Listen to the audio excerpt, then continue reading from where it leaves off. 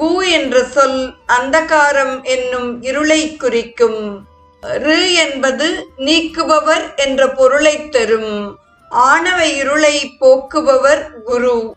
குருவின் உருவம் ஏனைய ஆன்மாக்களில் உள்ள கரிய தீய வினைகளை தீர்க்க வந்த திருமேனி என்று நாம் உணர வேண்டும்.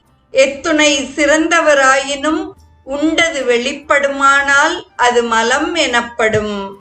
ஆனால் பசு உண்டது வெளிப்படுமானால் அதை மலம் என்று அருவருப்பு அடைவதில்லை.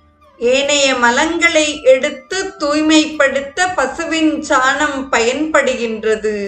பசுவின் சாணம் பஞ்சகவ்யத்துள் ஒன்றாய் அபிஷேகத்திற்கு பயன்படுகிறது. மனிதன் தூய்மையடைய பஞ்சகவ்யத்தை உண்ணுகின்றான். புனிதமான பொருள் சாணம். அதுபோல் நம் உருவினை மாற்றி கருவினை போக்க வந்த திருவுருவம் குரு வடிவம் என்பதை நாம் உணர வேண்டும். இறைவன் குருவடி